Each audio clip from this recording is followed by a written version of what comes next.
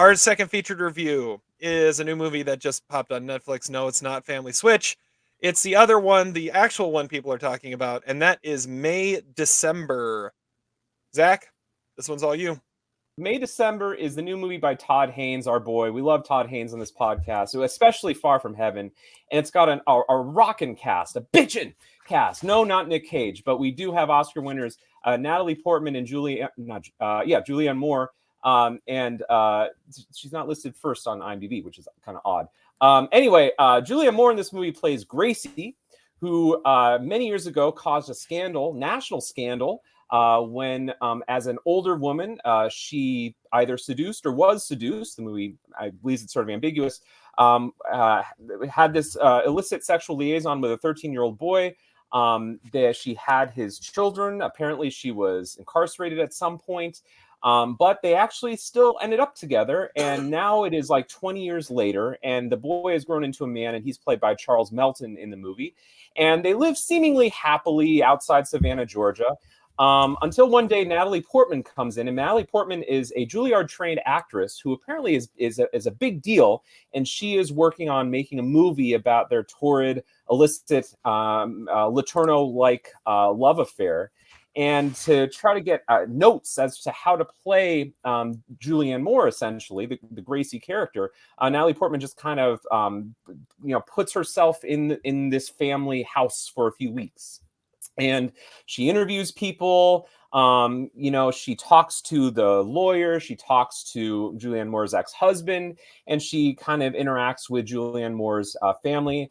Her and Charles Melton now have kids, twins who are graduating from high school, so it's sort of like a momentous event for them.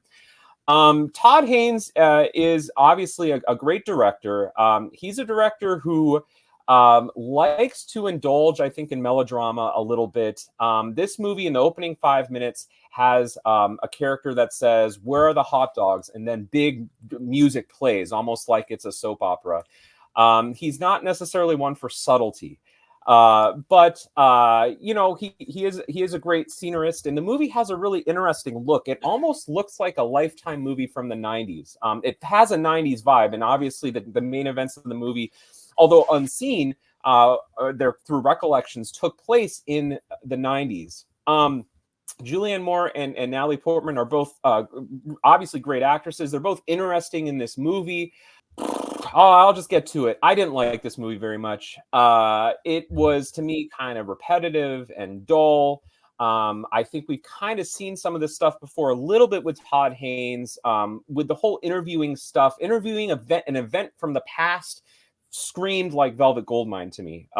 And this movie, I don't know if it takes itself seriously or not. There's not a lot of scenes that are deliberately comic, but I'm not sure if but some of the line delivery in this movie is said in such a way that it had to elicit laughs in screenings. It's kind of unfortunate that this movie was on Netflix, because I would be interested to see how a bigger audience would react to this movie.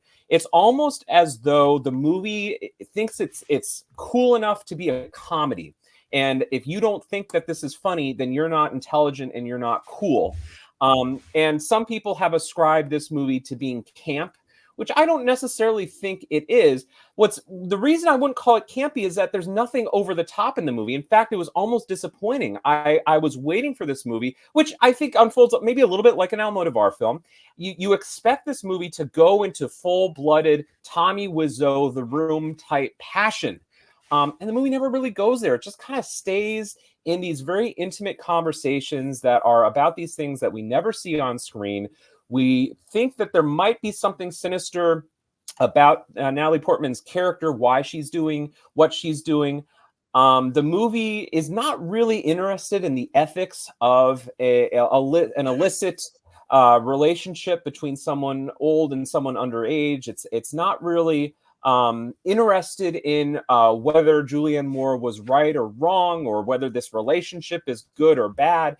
It's kind of more interested in just showing the kind of strange, effed up family dynamics, which are, I guess, they're not boring, but you kind of want the movie to go somewhere instead of kind of winking and laughing and nodding at the camera a little bit. I'm not sure what this movie is trying to say. It's odd. It's weird. I'm not even really sure how to review it. I think it's got good performances, and it wasn't boring, and yet it wasn't boring because I expected it to go somewhere bigger that it never really did. It's got some oddball scenes in it. My favorite scene in the movie involves Julianne Moore's son from her previous marriage, and as he attempts to get a role in the making of her film in exchange for information. He wants to be the music supervisor. Now that shit's funny, okay? That could have been the whole movie right there. That character trying to parlay his way onto a film set. In fact, he actually, I thought, brought the most life to the movie because he's also this kind of messed up musician who screams at his fellow bandmates. He's cool. Some of the critics are saying that Charles Melton is good in this movie. I got to be honest, he's a Pinot nominee for me for one of the worst performances of the year. He is so wooden in this movie. I mean, he literally says, I love you, or I can't believe that. And again, you got to think that that's Todd Haynes giving him those instructions to stay muted. There's a scene where he gets high with his son on the roof that just feels like it's kind of out of nowhere, and the movie never really comes back to it.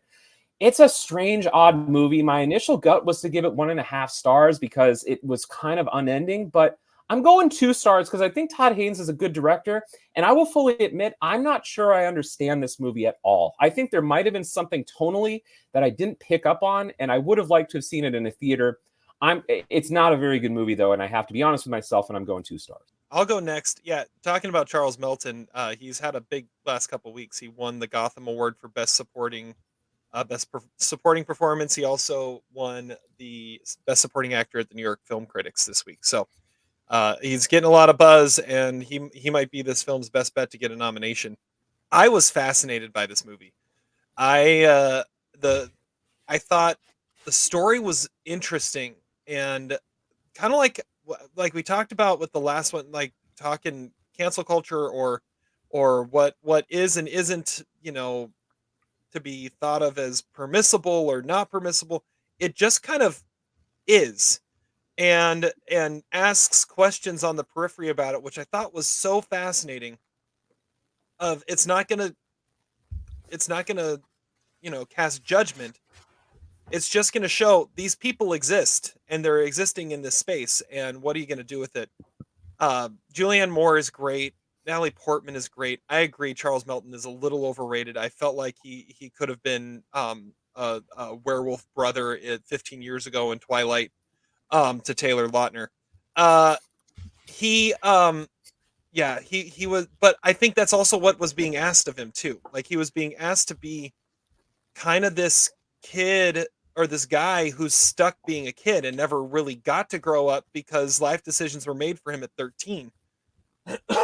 I thought it was fascinating. Even then he's the fascinating part, and seeing how he's kind of working his way through. All right, am I stuck where I'm at? What should I be allowed to move on with my life? I was watching it, and Julianne Moore to him almost felt like mother with benefits, and that's kind of the role that they played together. It is absolutely chilling, the scene where Natalie Portman just looks dead into the camera and performs a monologue. Like that's one of my favorite scenes of the year so far. I'm going 3.5 stars. I was obsessed with this movie as it was going, and the take it had, and how it all kind of came together, and how these characters all interacted. So we've got 2 stars. We got 3.5 stars. Todd, tell us why it's a 3-star movie. Yeah, I mean, I don't entirely disagree with either of you. It's kind of weird because the movie is a mess, but yeah, I'm giving it 3 stars, of course. Yeah, I mean, Todd Haynes is able to create suspense here, when areas I didn't really expect him to. There's like a little bit of Hitchcock in there, in like how it's told, like a Hitchcock melodrama, but it definitely has the Haynes aesthetic. But I mean, it's like a trashy soap opera with really talented people involved. I think Portman's really good. She is channeling Julianne Moore, like when she's in scenes with Julianne Moore, like in her body language and mannerisms. It's really kind of interesting to watch. And Julianne Moore is great. I think she's the best part of the movie. She's flawlessly cast. But Charles Melton is similar. He's like interesting to watch in a similar way to that guy in A Simple Favor. Like he kind of looks like him too, but he holds his emotions in like a cold exterior, but you could feel that he's Henry sensitive at the Golding? same Is time. that what you're saying? Huh?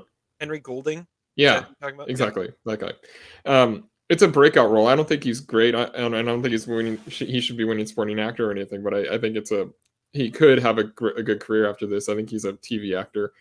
It's something about Todd Haynes movies. Like I really like a lot of them. Like they became my number ones of the year multiple times. But he has affinity for like these forbidden romances, and I'm glad that he's back in his lane because like Dark Waters was a departure that I don't think anybody was asking for, and that movie did not work at all. But here he's back doing his thing. I think the hook of the score by Marcelo Zarvos is brilliant. Like it does feel like something from a different time, and I love that about the score made it feel like it was a late 80s, early 90s erotic thriller. And that's what it was going for. I'm sure, Yeah. putting it back in the time of the actual events that we don't ever see. I think that this movie treats its characters, all of them, with dignity and respect, and tries to understand them, and because it just like lives in this world of scandal, and I really admire that about its direction, because it doesn't really judge anybody, but it does kind of unravel in the third act. Like it tries to explain things and it doesn't entirely work. I like what Zach was saying. He was saying, Zach, you said it should have gone bigger or whatever. Like that would have been like a Ryan Murphy movie or something, or Maybe. but I don't think that that's really what this needed. It could have been, the feud Betty and Joan type of thing, but I don't really. That'd be more if it was actually truly about the Mary Kay Letourneau case. But I don't know. I mean, this movie is evidently a smash hit. Like, Will Ferrell is listed as a producer on this. I think he's getting an Oscar nomination for this for Best Picture, because I kind of find this hilarious that like podcasts and stuff like Gold Derby and Next Best Picture are like shocked and frustrated that festival reviews didn't like convince audiences what to think about this, because mainstream critics and audiences are absolutely loving this shit. And like they downplayed the movie and they were just dead wrong about it. But I think this movie is eventually going to get a Best Picture nomination, a Best Original Screenplay nomination, potentially win. I don't think it's that good. I think it's a 3-star movie, but I do find it fascinating that this movie is being beloved so much, because people do love these like really bizarre true crime type stuff. This one isn't really even true crime, but it's based on a true events sort of. So this is the type of movie that needs to be a Netflix movie. Like this is the type of movie that being a Netflix movie is going to pay off the most for. Don't put the big action movies and stuff like that on there. You put the small character studies like this, and that's where they're going to find their audience. Yeah. Yeah, I completely disagree with that statement, Terry. I wish this had been. I mean, maybe for the Oscar consideration, it's true, but I really wanted to see this in a theater. And but no one's going to go to the theater to see it. That's the thing. Well, I mean, Todd Haynes has a built-in audience. Just it's not a huge audience, but I mean, so the movie that I thought of a lot, and Todd, I'm curious to see what you think. I thought a lot about Safe watching this movie, which I think Safe is a better movie. I think it's one of his best movies. And Safe, like this movie, you never quite understand the wavelength that the movie is on. It's strange. Safe, is also with Julianne Moore, and it's about a woman who comes down with a mysterious illness, and we're not really sure whether maybe she has Munchausen syndrome or whether it's a real thing, or maybe it's a metaphor for HIV or something. But it's fascinating. You can't really look away. The difference, I think, with that movie, Safe is a pretty serious movie, and I think you feel for the characters.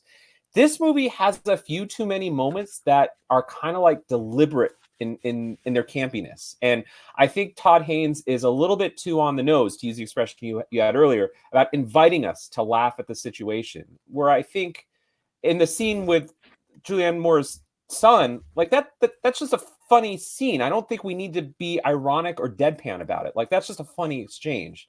The music swelling to me is just I don't know what that is.